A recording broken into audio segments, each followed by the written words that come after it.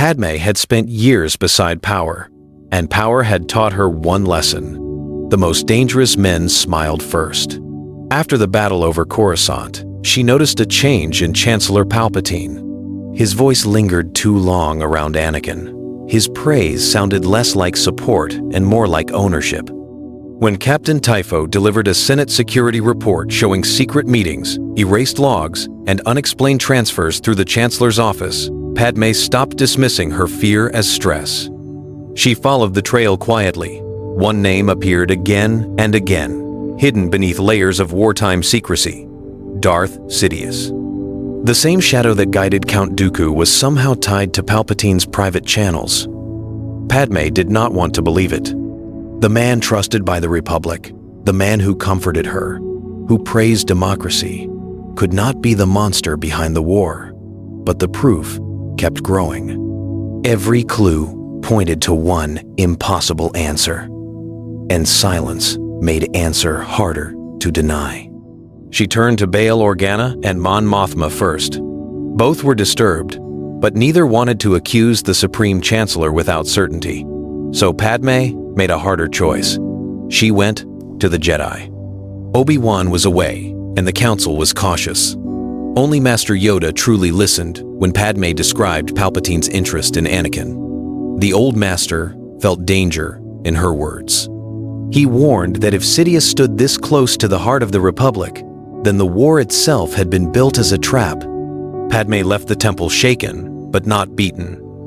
That night, she searched Palpatine's private residence through a Senate access route only a senior senator could open. Hidden inside a sealed chamber, she found Sith artifacts, coded messages to Dooku, and a hollow recording of the Chancellor speaking in a voice she had never heard before.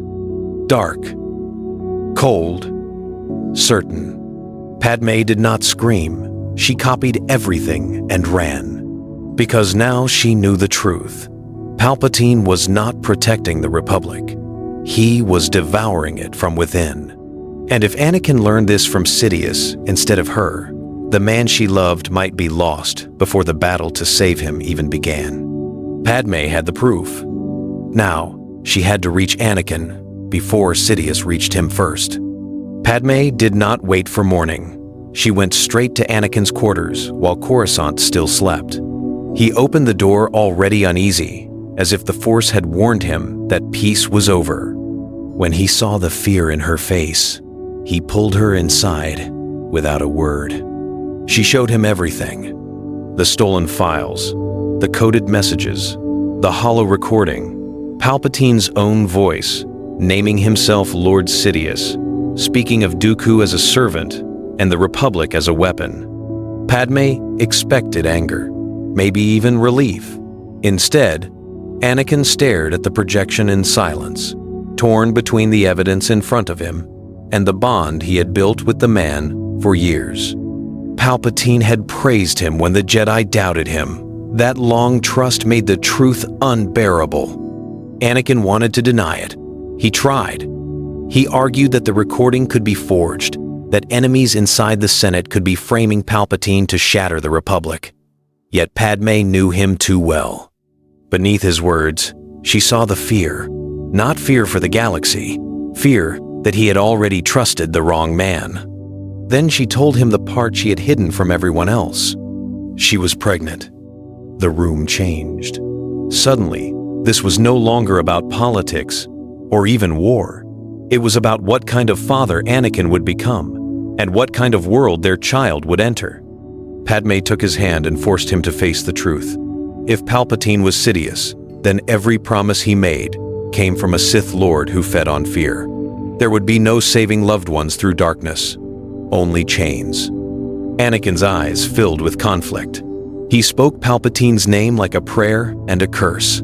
Then, he made the choice that changed everything. He said he would go to the Jedi, but even as he said it, a voice echoed in his memory. I can help you save her. And far away in the Chancellor's tower, Darth Sidious felt the future shift. He knew someone had moved against him. He just did not know that Padmé had reached Anakin first. Anakin chose the Jedi. But Sidious had already felt the change in the Force. The Jedi Council had long feared that the dark side was clouding everything around them. But Padmé's evidence turned fear into action. When Anakin confirmed Palpatine's influence, the Council finally saw the trap closing around the Republic. Mace Windu wanted to strike at once, arrest the Chancellor, lock down the Senate District, expose every hidden contact. Yoda urged caution, warning that Sidious would have prepared for discovery long ago. Obi-Wan looked only at Anakin, understanding that the greater battle was not in the Chancellor's office, but in the wounded heart of his former student. Still, the Jedi moved. Temple guards were placed on silent alert. Loyal clone officers were reassigned away from the Chancellor's immediate protection. Bail Organa began gathering senators who still believed in the Republic rather than emergency power. The Council even prepared secret messages for trusted commanders beyond Coruscant in case the Sith Lord tried to trigger something larger. But Sidious was not blind. When Mace Windu and a strike team entered the Senate Tower, they found the outer guards already dismissed and the inner chamber empty. Palpatine had left minutes earlier, vanishing into the city he controlled better than any Jedi ever could. In his place, he left a single hologram burning above the desk. He called the Jedi traitors. He accused them of manipulating Senator Amidala and poisoning Anakin Skywalker against the lawful leader of the Republic. Then, he did something worse. He spoke directly to Anakin, offering him one last chance to leave the Jedi and stand at his side before war consumed everything. That message spread across hidden channels before the Council could contain it. Senators panicked, and fear spread everywhere fast. Clones hesitated. Rumors flooded Coruscant within the hour. The Jedi had moved early, but not fast enough. Now, Sidious no longer needed secrecy. He needed only confusion, fear, and one final chance to break Anakin's faith. As temple alarms began to rise and Republic gunships cut across the night sky, Obi-Wan realized the war for the galaxy had entered its most dangerous phase. And this time, the enemy was already gone. The Jedi had revealed the Sith. Now Sidious would make the whole Republic fear them for it. Palpatine understood that truth alone would not save the Jedi. In fact, truth barely mattered once fear took command. Before the Council could present Padmé's evidence to the full Senate, the Chancellor struck through every screen in the Republic. His face appeared bruised by shadows, his voice calm but wounded. He claimed the Jedi had launched a secret coup after failing to control the war.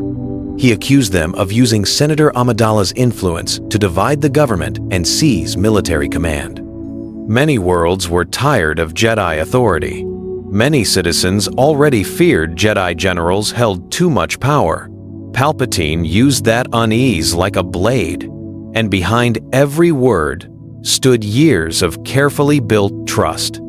Padmé fought back immediately. She addressed the Senate with Bail Organa and Mon Mothma beside her, demanding a full investigation. She revealed parts of the stolen record and named Darth Sidious before the chamber. But the moment should have broken Palpatine's hold. Instead, it shattered order. Half the Senate called her brave. The other half called her compromised by the Jedi and corrupted by grief. Rumors spread that her marriage to Anakin Skywalker had made her part of a hidden Jedi faction. Her truth became another weapon in a larger political war. On the streets of Coruscant, protests turned violent. Loyalists marched for the Chancellor. Anti-war groups blamed the Jedi for prolonging the conflict. Clone patrols locked down key sectors, while Senate guards answered to conflicting commands. Everywhere, the Republic felt like it was cracking down the middle. And through all of it, Palpatine kept reaching for Anakin with ease. Private messages slipped through blocked channels, each one colder than the last. He told Anakin the Jedi feared his power. He warned that Padmé would suffer when chaos spread. He promised that only decisive strength could save the galaxy from collapse. Anakin deleted For years, Anakin believed Palpatine saw greatness in him when others saw danger. That trust now had to be torn out piece by piece. By the time Obi-Wan found him standing alone in the temple hangar, Anakin looked less like a hero of the Republic and more like a man mourning his own past. Obi-Wan did not lecture him. He simply stood beside him and said the words Anakin had needed for years. This was never your failure alone. That was the moment the wall inside Anakin finally cracked. He admitted everything. Palpatine's advice, his praise, the stories about cheating death, the way he always fed Anakin's fear of loss. Obi-Wan listened in silence, hearing at last how carefully Sidious had groomed the boy they had both failed to protect. It hurt, but it clarified everything. Anakin had not fallen yet, which meant Sidious could still be stopped. Together, Master and student formed a plan with the Council. Anakin would answer Palpatine's next summons. Obi-Wan would shadow him. Windu and the temple guards would close in once Sidious revealed himself. It was dangerous, but for the first time, Anakin chose to face the darkness instead of bargaining with it. The summons came at dusk. Palpatine waited in a deserted executive chamber deep beneath the Senate complex, hidden behind layers of old Republic architecture. No guards, no ceremony. Just the Sith Lord seated in shadow, smiling as Anakin entered. He spoke softly, almost kindly. He called the Jedi liars. He called Padmé frightened. He claimed he had only ever wanted to free Anakin from weak men too afraid to use real power. Then the mask dropped. Sidious rose, yellow eyes burning, and promised that together they could crush the disorder and build peace that would never die.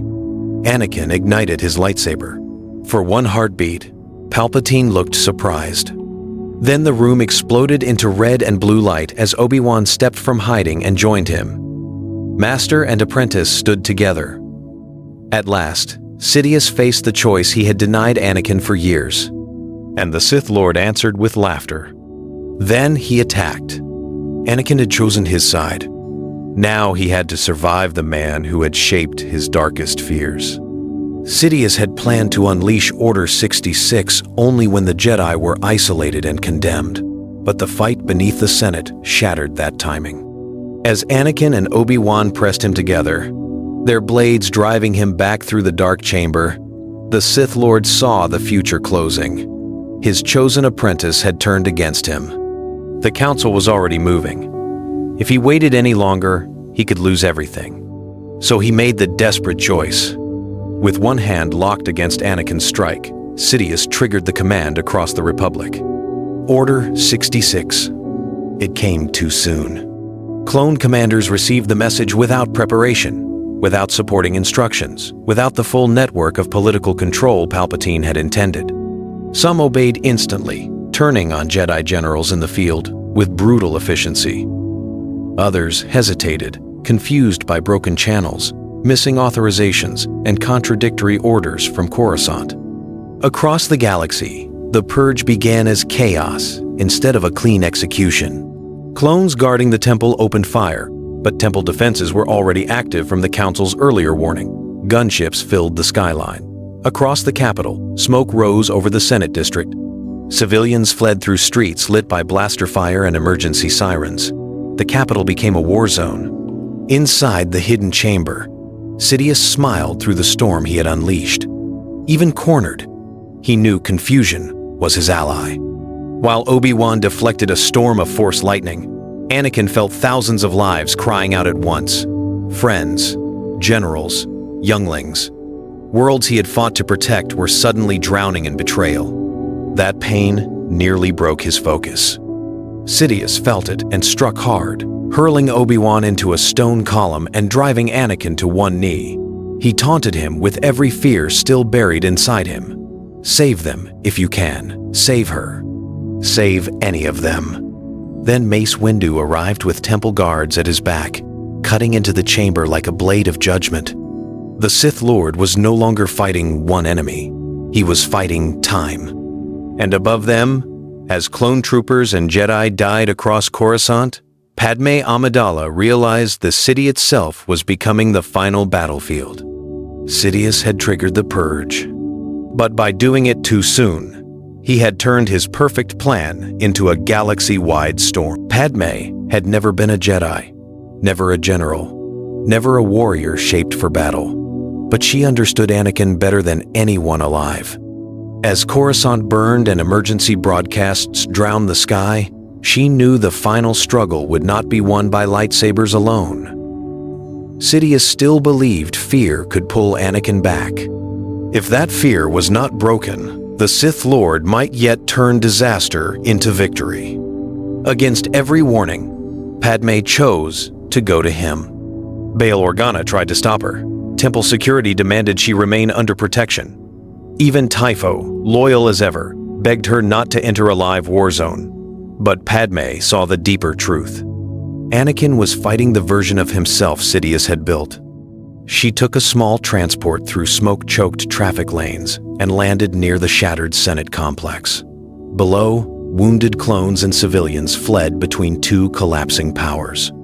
Padmé moved through it all, with blaster fire echoing in the distance, heading toward the hidden chamber where the fate of the Republic was narrowing to a single point. Windu and Obi-Wan pressed Sidious from opposite sides, while Temple guards sealed exits and fell, one by one, to lightning and debris. Anakin fought hardest of all, but the strain was carving into him. Every scream from the city, every death carried through the Force, struck him like a hammer. Sidious fed on that pain, turning chaos into strength. Then Padmé entered. Everyone froze. Sidious smiled, sensing opportunity. He reached for Anakin with poisoned words, saying Padmé had come to watch him fail, that she would die, because he was still too weak to seize the power needed to save her. It was the same lie, the same chain, offered again in a louder form. But Padmé walked forward, unarmed, and looked only at Anakin now. "You do not need his power," she said. "You need your own courage." Anakin rose. The chamber shook. Sidious screamed and unleashed everything at once. And in that storm of lightning, fire, and falling stone, the future of the galaxy was decided by the next move Anakin Skywalker would make. Padmé had reached him. Now Anakin had to prove that fear no longer owned his fate. The final choice came not in silence, but in ruin. Lightning tore across the chamber. Stone crashed from the ceiling. Guards fell. Obi-Wan and Windu struggled to hold the line, while Sidious poured his fury into Anakin, trying to drown him in pain, fear, and the promise of absolute control. For years, that promise had been the trap. At last, Anakin saw the trap clearly. Sidious never meant to save anyone. He only meant to make loss eternal. Anakin did not reach for greater power. He let go of it. He let go of the desperate need to control death, destiny, and every future he feared. What remained was not weakness. It was clarity. He rose through the storm, caught Sidious's next strike on his blade, and drove forward with a calm the Sith Lord had never been able to break. Obi-Wan saw the change first. This was the Chosen One, fighting with purpose. Together, they pressed Sidious back. Windu cut off his escape. Padmé held her ground amid the chaos, refusing to run, refusing to become the fear Palpatine had always used against Anakin. Surrounded at last, the Sith Lord dropped all pretense of order and peace. He became what he truly was, a tyrant, clawing at the galaxy with hatred alone. His final attack was devastating.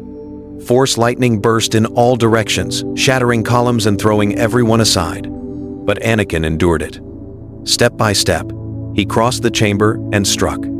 Sidious's blade flew from his hand. Windu pinned him. Obi-Wan severed the control console that linked him to emergency military channels.